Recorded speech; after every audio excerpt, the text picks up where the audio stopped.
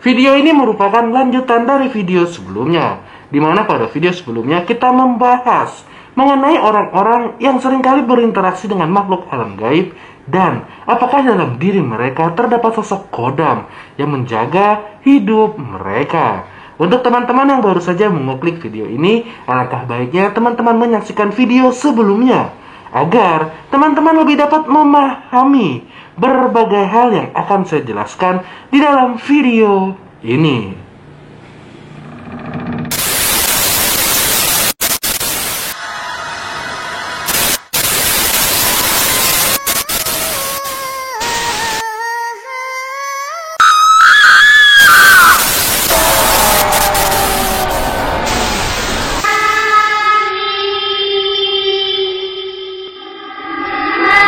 Datang di channel Animus Sang Indigo, channel dimana yang akan membahas berbagai pengalaman, berbagai perjalanan, serta berbagai pengetahuan supranatural, baik yang saya alami sendiri ataupun yang dialami oleh teman-teman Indigo lainnya. Pada video sebelumnya kita membahas mengenai beberapa orang yang memiliki kodam penjaga, ataupun beberapa orang yang seringkali berinteraksi dengan makhluk alam gaib, dan apakah dalam diri mereka terdapat sosok kodam. Teman-teman yang mungkin saja belum menonton video sebelumnya, teman-teman bisa menyaksikan video sebelumnya terlebih dahulu. Dan mungkin saja video-video saya sebelumnya dapat menjawab berbagai pertanyaan yang mungkin muncul dalam benak teman-teman. Dan siapa tahu video-video tersebut dapat menjawab pertanyaan-pertanyaan tersebut. Namun tidak elok rasanya apabila kita telah membahas ciri-ciri orang yang memiliki kodam pendamping. Kita telah membahas orang-orang yang sering berinteraksi dengan makhluk alam gaib, apakah memiliki sosok kodam. Namun, kita tidak membahas bagaimana proses seseorang dapat memiliki kodam pendamping di dalam hidup mereka.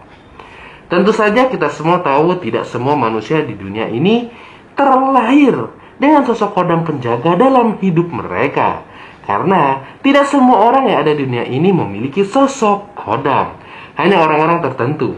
Hanya orang-orang yang memiliki tujuan tertentu. Hanya orang-orang yang dipilih, yang dapat didampingi, dihampiri oleh sosok kodam penjaga. Tidak usah banyak bicara lagi. Untuk teman-teman yang baru saja menonton atau mengklik video ini, saya minta dukungannya dengan klik like, subscribe, serta apabila teman-teman mungkin saja memiliki pengalaman supranatural yang pernah terjadi dalam hidup teman-teman dan teman-teman ingin menanyakan pengalaman tersebut, teman-teman bisa langsung tulis di kolom komentar. Karena setiap pertanyaan yang saya terima dari teman-teman di kolom komentar akan saya jawab secara langsung setiap di akhir video saya.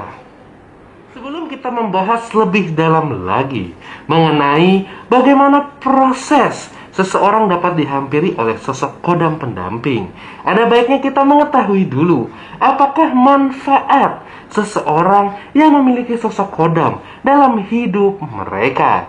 Mungkin saja pertanyaan ini pun seringkali muncul kepada diri kita ataupun diri teman-teman yang memiliki sosok kodam pendamping. Apakah manfaat sosok kodam tersebut dalam hidup kita?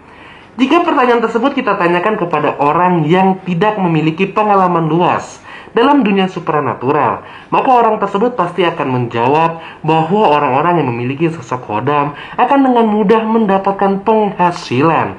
Orang-orang tersebut akan sangat mudah mendapatkan pundi-pundi keuntungan dari sosok kodam yang mendampingi diri mereka. Atau bahkan, orang tersebut juga bisa menjawab, seseorang yang memiliki sosok kodam akan sangat mudah menguasai berbagai macam kemampuan yang tidak dimiliki oleh sembarangan orang. Bahkan, saya pernah mendengar jawaban yang mungkin agak sedikit konyol dari orang-orang yang tidak memiliki pengalaman supranatural ketika ditanya, apakah manfaat sosok kodam bagi diri seseorang? Orang tersebut menjawab bahwa orang-orang yang memiliki sosok kodam pendamping akan sangat mudah menarik perhatian lawan jenis untuk diri mereka. Sejatinya sosok kodam pada diri seseorang bukan hanya memberikan manfaat duniawi, masih ada manfaat-manfaat lain yang sangat berguna bagi kehidupan seseorang selain yang telah saya sebutkan tersebut.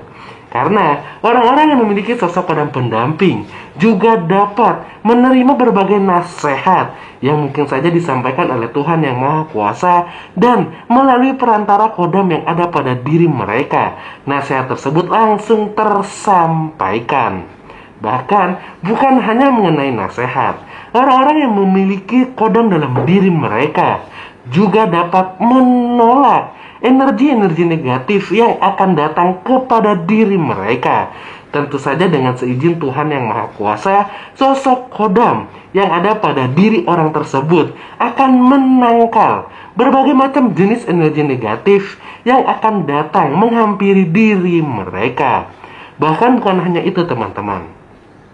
Seseorang yang memiliki sosok kodam pendamping terkadang juga akan dijadikan sarana perpanjangan dari Tuhan yang Maha Kuasa untuk membantu orang lain, untuk menyelamatkan orang lain yang mungkin saja sedang dalam masalah dunia supranatural.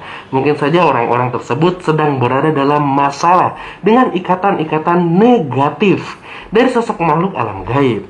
Dengan begitu Tuhan yang Maha Kuasa mengutus kita dengan sosok kodam yang ada dalam diri kita untuk membantu dan menyelesaikan masalah orang tersebut. Oleh karena itu, sosok kodam yang ada pada diri seseorang dapat memberikan manfaat bukan hanya mengenai duniawi, namun orang-orang tersebut juga dapat merasakan manfaatnya secara rohani. Lalu, bagaimana seseorang bisa memperoleh atau didampingi kodam penjaga dalam hidup mereka? Faktor pertama yang membuat hal tersebut terjadi adalah faktor keturunan. Ya teman-teman, hal ini seringkali saya ucapkan di beberapa video saya sebelumnya, bahwa faktor keturunan adalah hal yang sering terjadi oleh seseorang ketika diri mereka dihampiri ataupun didampingi oleh sosok kodam pendamping. Tentu saja apabila seseorang didampingi oleh sosok kodam dan hal tersebut disebabkan oleh faktor keturunan, maka sosok kodam yang mendampingi orang tersebut merupakan sosok kodam leluhur. Kodam-kodam ini adalah sosok kodam yang telah menjaga orang-orang yang terlebih dahulu ada dalam garis keturunan keluarga mereka. Hanya orang-orang yang memiliki kesamaan sifat, hanya orang-orang yang memiliki kesamaan genetiklah yang akan dipilih oleh sosok kodam leluhur. Namun yang harus teman-teman ketahui adalah sosok kodam leluhur yang akan datang kepada diri seseorang dapat ditolak oleh orang yang menjadi calon pendamping dari sosok kodam tersebut. Apabila orang tersebut memang menolak akan hadirnya sosok kodam leluhur dalam hidup mereka, maka sosok kodam leluhur akan mencari kandidat ataupun calon lain yang akan mereka dampingi. Tentu saja calon tersebut haruslah orang-orang yang memiliki sifat yang sama, memiliki genetik yang sama dengan orang yang terdahulunya yang telah didampingi oleh sosok kodam leluhur tersebut. Apabila dalam satu garis keturunan sosok kodam tidak menemukan orang yang cocok untuk mereka dampingi, maka sosok kodam tersebut akan menunggu pada garis keturunan selanjutnya sampai sosok kodam benar-benar dapat menemukan orang yang memiliki kesamaan sifat, kesamaan genetik dengan orang yang telah mereka dampingi. Hal inilah yang terkadang membuat banyak orang bingung mengapa di diri mereka terdapat sosok kodam leluhur. Karena jika mereka lihat garis keturunan, sama sekali tidak ada keluarga yang memiliki kemampuan supranatural. Padahal sejatinya mungkin saja 2 generasi ataupun 3 generasi sebelum diri mereka terdapat salah satu anggota keluarga yang memiliki sosok kodam leluhur pada diri mereka. Namun dikarenakan sang kodam tidak menemukan kandidat yang tepat, setelah beberapa generasi keturunan, barulah sosok kodam tersebut menentukan orang pada keturunan orang yang pertama untuk didampingi oleh sosok kodam penjaga. Faktor kedua adalah faktor tulang wangi. Ya teman-teman, hal ini pun pernah saya bahas di beberapa video saya sebelumnya mengenai orang-orang yang memiliki tulang wangi dalam hidup mereka. Orang-orang yang memiliki tulang wangi dalam hidup mereka adalah orang-orang yang sangat mudah untuk disukai, digemari, dihampiri oleh sosok makhluk alam gaib. Orang-orang yang memiliki tulang wangi dalam hidup mereka pun terkadang memiliki lebih dari satu sosok kodam yang menjaga tubuh mereka. Namun teman-teman, yang harus teman-teman ketahui adalah orang-orang yang memiliki tulang wangi dalam hidup mereka memiliki potensi lebih besar untuk terperangkap dalam kesesatan.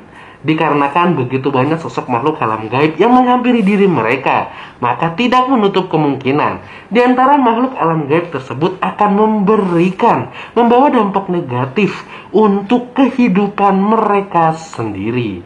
Oleh karena itu, apabila teman-teman memang memiliki tulang wangi dalam hidup teman-teman diwajibkan untuk mengantongi ilmu agama agar teman-teman dapat mengetahui, membedakan energi positif ataupun energi negatif yang akan datang menghampiri diri teman-teman.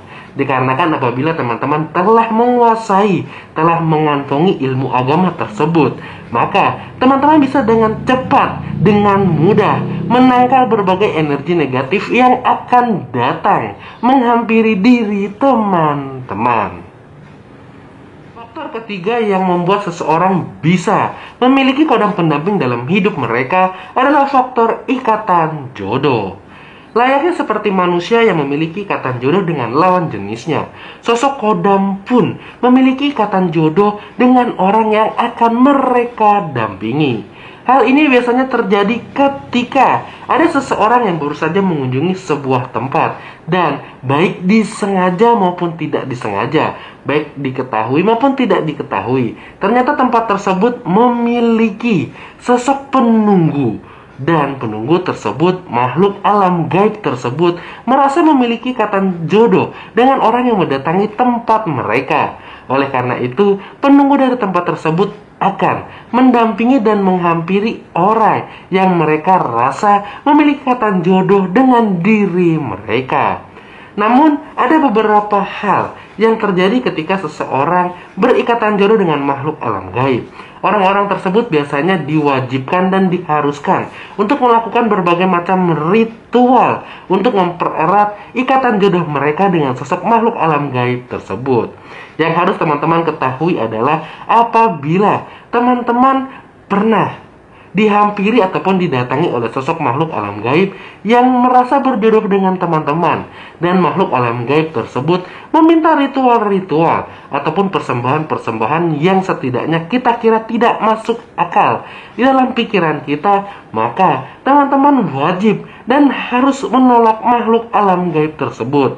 Bahkan kalau perlu, teman-teman harus mendatangi ahli-ahli agama untuk membersihkan diri teman-teman dari makhluk alam gaib yang merasa mempunyai ikatan jodoh dengan diri teman-teman.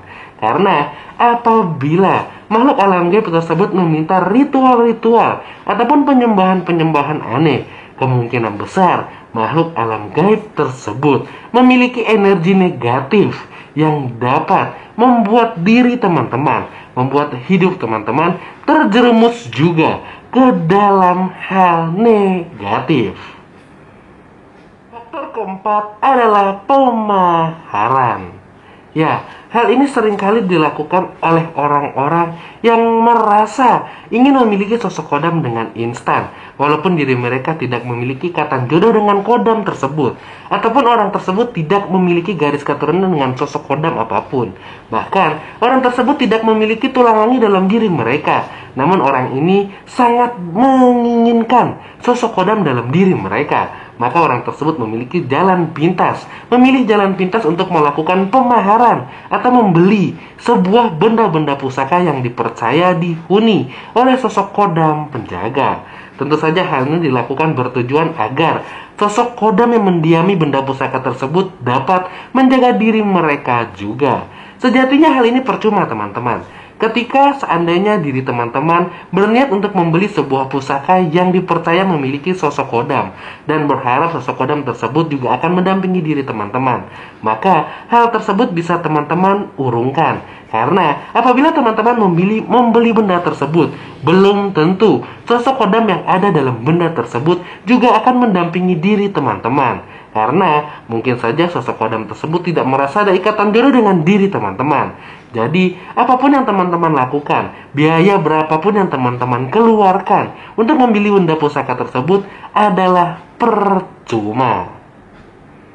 Faktor kelima yang membuat seseorang dapat memiliki kodam dalam hidup mereka adalah dengan melakukan pesugihan. Ya teman-teman, ketika seseorang melakukan perjanjian, ketika seseorang menjalani sebuah ritual untuk mendapatkan kondisi tertentu, untuk mendapatkan harta tertentu, ataupun untuk mendapatkan berbagai jabatan tertentu dalam hidup mereka, maka secara otomatis orang tersebut bisa memiliki sosok kodam pendamping dalam hidup mereka. Namun, orang-orang yang melakukan ritual, orang-orang yang melakukan pesugihan, pastinya akan didampingi oleh sosok kodam yang membawa energi negatif untuk hidup mereka. Mungkin orang tersebut akan bahagia secara duniawi, tapi tidak dengan dunia spiritual. Karena orang-orang yang menjalani, orang-orang yang melakukan ritual-ritual tersebut secara spiritual, diri mereka telah menjadi budak oleh sosok makhluk alam gaib yang mereka puja. Pastinya hal-hal yang mereka berikan, hal-hal yang diberikan oleh sosok makhluk alam gaib yang mereka puja tidaklah gratis. Karena suatu saat nanti orang yang melakukan ritual ini akan membayar kepada makhluk alam gaib yang memberikan kenyamanan, kekayaan secara duniawi dengan hal-hal yang mungkin saja tidak masuk akal. Beberapa faktor yang menjadi penyebab seseorang bisa dihampiri, didatangi, dan dijaga oleh sosok kodam dalam hidup mereka. Namun, seperti yang saya jelaskan pada video ini, terdapat dua jenis sosok kodam yang ada di dunia ini. Sosok kodam yang membawa energi positif dan sosok kodam yang membawa energi negatif pada diri seseorang. Tentu saja apabila sosok kodam ataupun sosok makhluk alam gaib yang menghampiri diri kita membawa energi positif, akan mendorong diri kita juga untuk melakukan hal-hal positif dalam kehidupan kita.